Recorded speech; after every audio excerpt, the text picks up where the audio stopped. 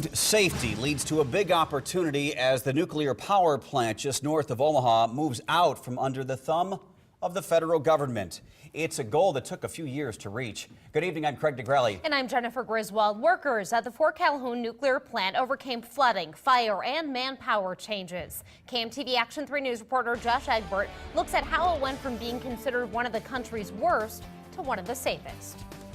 OPPD calls it a journey of epic proportion. Tomorrow they will begin regular oversight, something the plant has been working on since 2011. Many of you may remember looking out this same window behind me and seeing the Missouri River surrounding this entire station.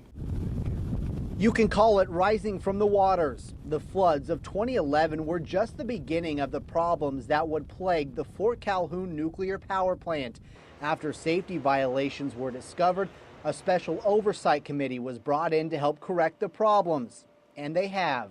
OPPD nuclear power plant, Fort Calhoun station, will return to regular reactor oversight process.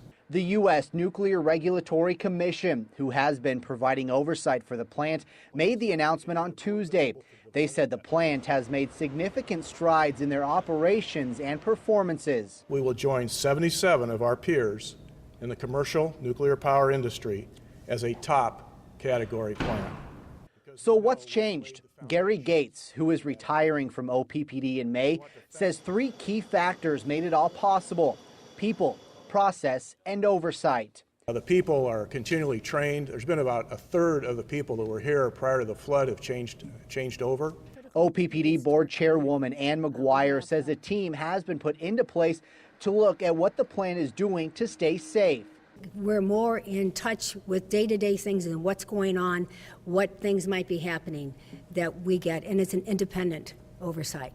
The changes also include hiring the energy company Exelon Generation, who has helped the plant sustain operations. And it just gives us a very good benchmark so that if we were to see any slight decline in performance, it just becomes very evident much quicker. The NRC says Fort Calhoun will continue to have regular inspections, something that happens at all nuclear power plants.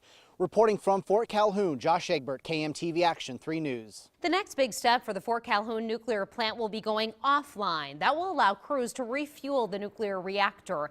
It will happen sometime in April. Just weeks ago, we got an inside look as crews prepared for its first refueling outage since resuming operations in December. It's expected to cost $1.3 million and will take about 45 days. People who live